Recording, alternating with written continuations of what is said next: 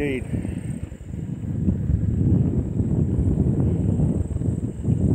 Currently on a local bike ride. We have a heavy shower off to the right here, but I don't think it's heading that way. I decided to head out on a ride.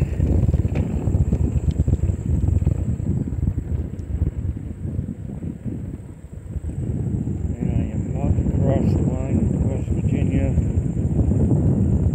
this valley, state line, crosses the road here from Virginia.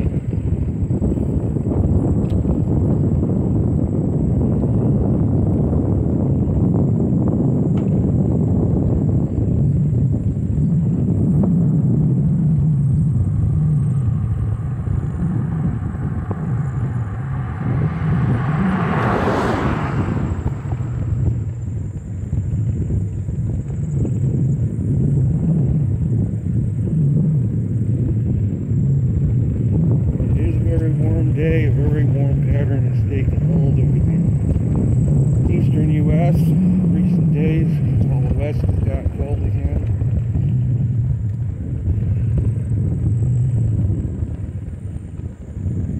And hurricane season continues with a lack of activity. It's very unexpected by most. There is a lot of talk of something developing in Gulf of Mexico or Western Caribbean. It is apparent they are trying to get a system going there.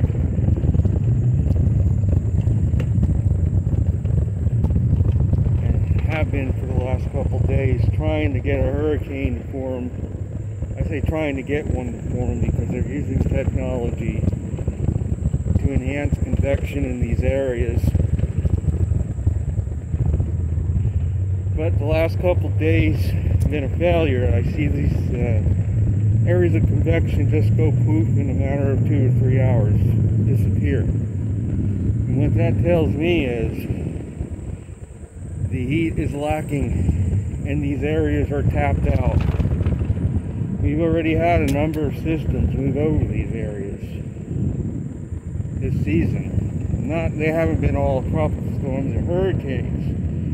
But every time they produce an area of convection artificially or enhance it, it takes additional heat out of that water, even if a storm doesn't actually form. Convection sucks the heat out of the surface of that water.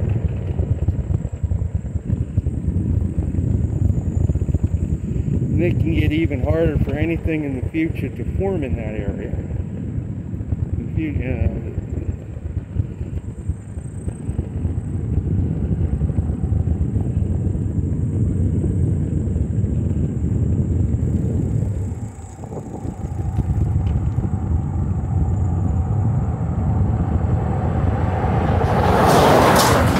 So the activity, right now at the moment, the Atlantic is remarkably quiet for late September.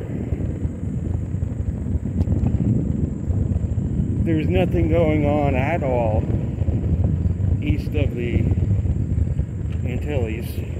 Between there and the coast of Africa, there's nothing going on.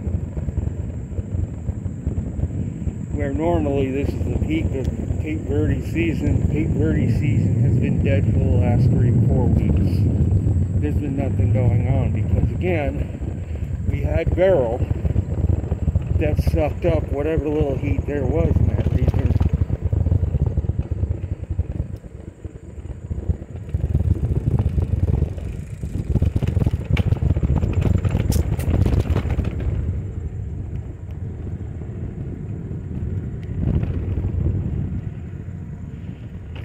I'm not going to say the season is totally done yet. I'm not going to go that far out on a limb, but it's hanging on by a thread. I say it's hanging on by a thread because we recently had that solar storm a week ago from that X4.5 flare. Even though we got grazed by it, didn't get the full force, it was still strong enough to bring about a geomagnetic storm for a couple days. Cosmic ray count dropped as low as minus 10% for a couple of days as well in response. And that is why I'm saying the season's hanging on by a thread. I'm not sure if that's going to make any difference in the rest of the season or not.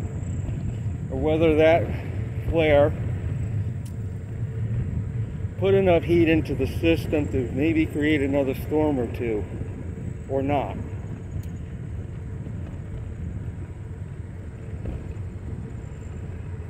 But it's pretty obvious the heat is seriously lacking in the southwestern Caribbean.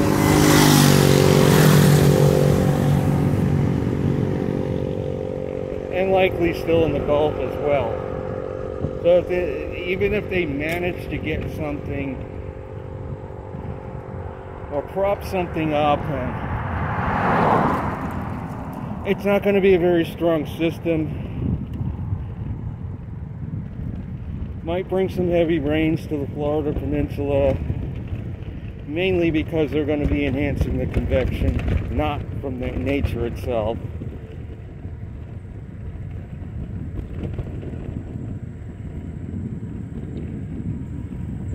But beyond that, there's pretty much nothing going on. That's why I say the season's hanging on by a thread right now. I can't totally say it's over 100% because, again, this latest solar storm, hard to say if it put enough heat in some areas of the surface of the waters to be enough to where they might be able to trigger another storm or two in certain areas.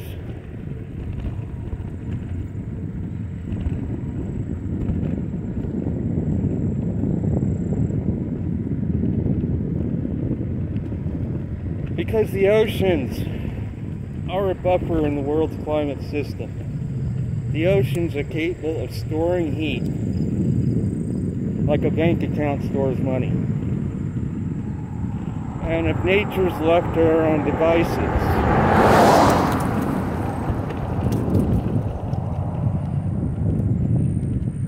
the heat would eventually replenish itself with every solar max every 11 years. The heat would build back up again eventually. But because we're potentially entering a grand solar minimum, despite the activity we've had lately, it doesn't change that. Because likely, I already see the northern hemisphere petering out in sunspots. Southern is still going on the sun. But what's going to happen, if what I'm feeling is right, in about 6 months, the southern hemisphere is going to follow suit. Within the next 6 months. And the sun's going to start going quiet by second half of 2025.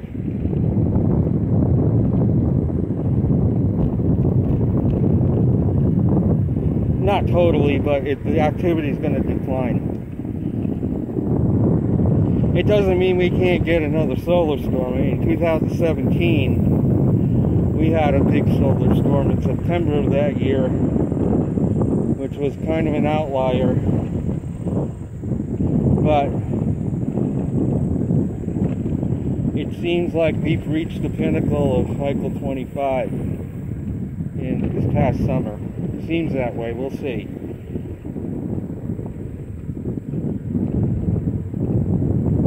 But as I was saying, to get back to the oceans being a buffer,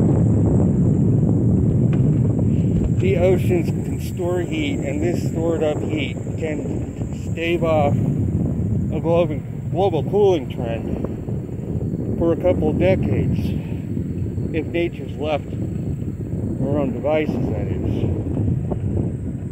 Even if we go into a minimum period, without interference, we would at least have to go 2 decades or more before we really start to feel the temperature starting to go down from a reduced, because the oceans would continue like a blanket to release the stored up heat over time.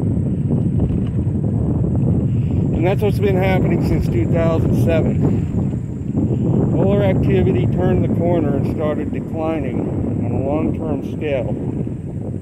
But we haven't really felt a cooling trend yet, dramatic cooling trend, because the oceans have been, between now and then, giving up a lot of stored heat.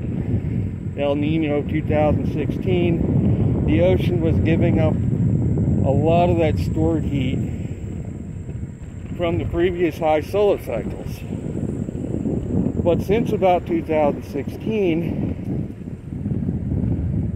mankind started interfering with trying to create convection where they shouldn't be, trying to create hurricanes artificially, and this has started to upset the heat balance of the earth. Meaning we're almost to the point now where tropical storms and hurricanes are going to disappear. I feel. I could be wrong, but that's how I feel right now. Looking at the images I've seen, how much energy they have to shoot into these systems now to even keep them on life support. It seems to me that the heat reserves in the oceans are starting to run out. Meaning we're not going to have that buffer anymore. When we go into the next solar minimum, we're not going to have that heat buffer in place anymore. When we go into the next minimum on the 11-year cycle. The reason why Arctic sea ice has just plateaued and not started to come back up significantly since 2012 or 2007 is because it's a huge lag. There's probably still some warm water flowing into the Arctic basin even now from the previous 3 or more high solar cycles we had way back in the 20th century in 2000. Once that runs out, the Arctic ice is going to rebound. There's already talk of the AMOC shutting down. Of course, if the Arctic ice rebounds significantly, they're going to blame it on that. And blame it on global warming, melting ice that caused this shutdown.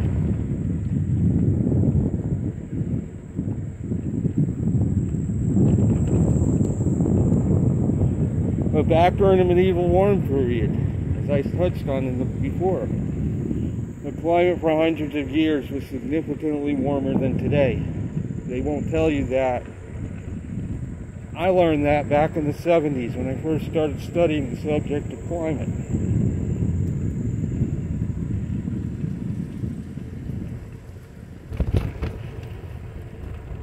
But the medieval warm period was significantly warmer than today, and stayed warm for centuries. And why did that happen? Probably because the sun entered a period of higher activity long term that lasted several centuries. Did the AMOC shut down during that period? No, it did not. And what that tells us is global warming does not cause the AMOC to shut down. What causes it to shut down is the global cooling, which reaches a certain threshold where things in a short time can flip to a different regime for ocean currents, for climate.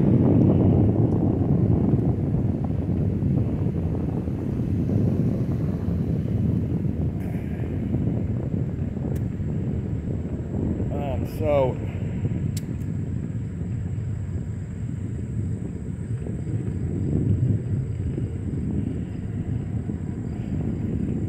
if the AMOC is in the threshold of shutting down, it's likely because we're approaching that threshold. The heat in the oceans, this process has been accelerated by what they're doing, artificially trying to create hurricanes.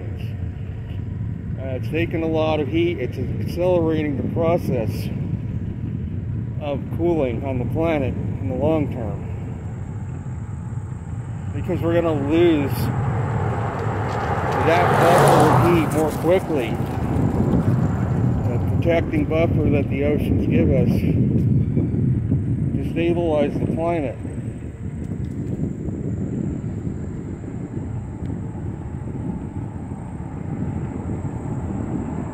And this here, I'm approaching the terminus of the Allegheny Trail, southern portion of Section 4. The trail, right now at least, comes out onto this road. It's called Crowder Road. This is where the trailhead is for the Allegheny Trail, is up this road right here.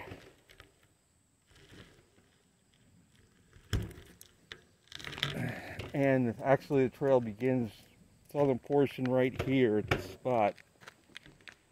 You can see in the tree right there, they have the yellow blazes there. Let's see if I can get it on that tree right there. So the trail follows that little road, gravel road, up to where the single track comes off. It's about 2 or 3 miles up that road.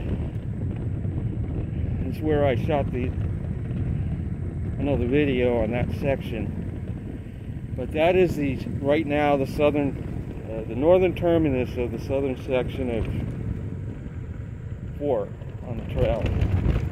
It's where the gap begins in the trail.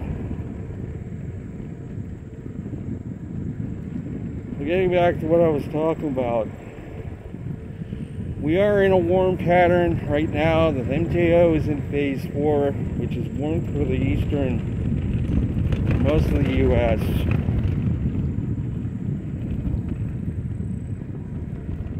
It doesn't mean we're globally warmer. It just means the MJO in phase 4, it encourages a ridge to form in the jet stream over the eastern U.S., eastern 3/4 of the U.S.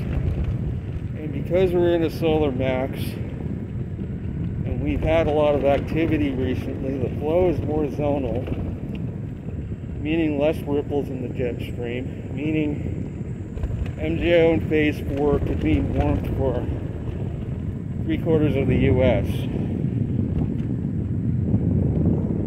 And maybe the West Coast might be a little below average type pattern. And very dry because the flow is zonal, and you might get more precipitation in the Pacific Northwest, but to the east of the mountains, the air dries out with a zonal flow, and you're hard pressed to find any precipitation once you get to the Dakotas on east.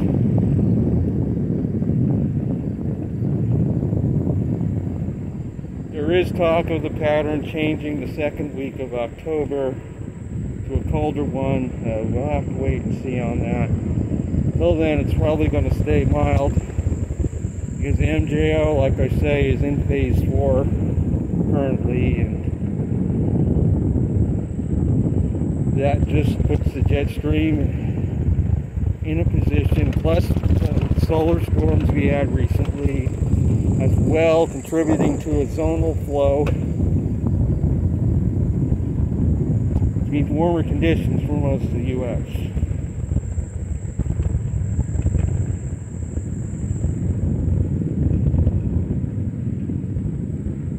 So the Leaves are starting to turn, but it's probably going to be on hold for the next couple of weeks. What we see now is probably going to remain that way until we get some colder weather.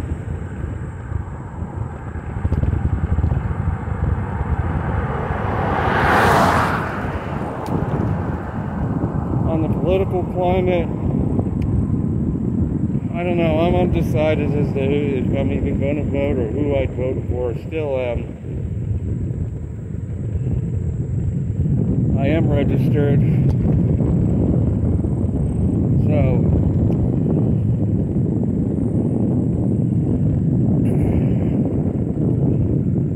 I don't know at this point. I hear some people saying that Kamala Harris is pushing socialism.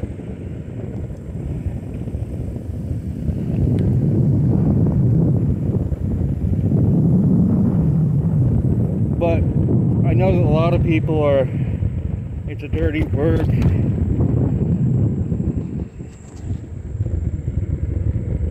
If it wasn't for socialistic policies, I'd still have to work right now. I would not be getting retirement benefits, for example.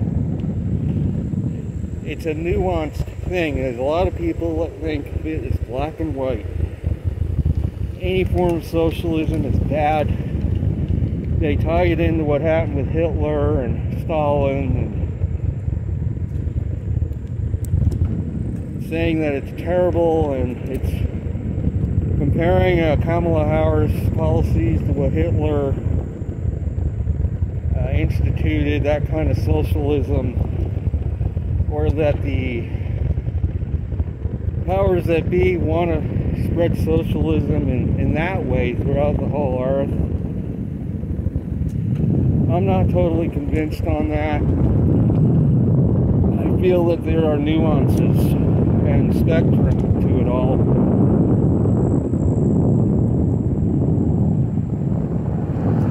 There are people that really need help.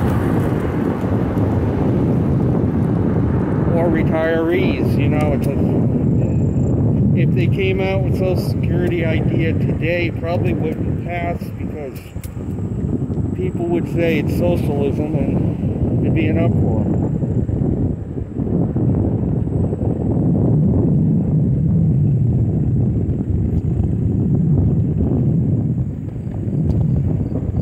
The problem is, as I was thinking lately, capitalism and communism have similar results in that 1% of humans get 99% of the resources.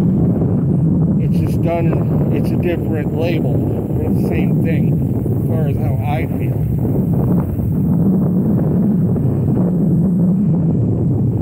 That is why inflation is so bad, because I'm not saying there's anything wrong with being rich or having money. I mean, I do have some money at least. But what is wrong is people being a bottomless pit and wanting more and more and more and more constantly, not being content, having to fill an endless void in their soul by acquiring more and more and more and more money. You get $1 million, you're not happy with it, you want $2 million. You get $2 million and you want $4 million. So I feel there's a spiritual element to it. Darker forces control the earth. Darker forces control the political scene on both sides.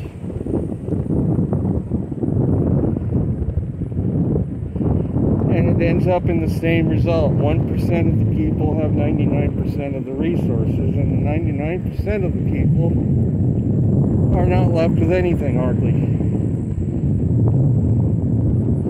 That is why most people live paycheck to paycheck.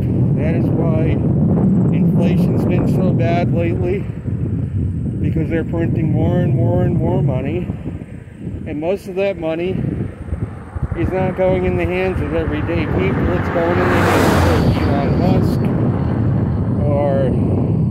or all these leaders of big business, and most, if not all, of that money is not going into the hands of the common people. So this drives up the price of everything.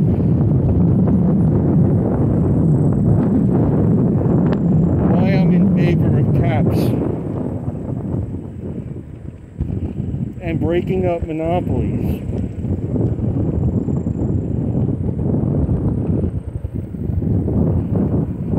Until the underlying causes are removed of all this.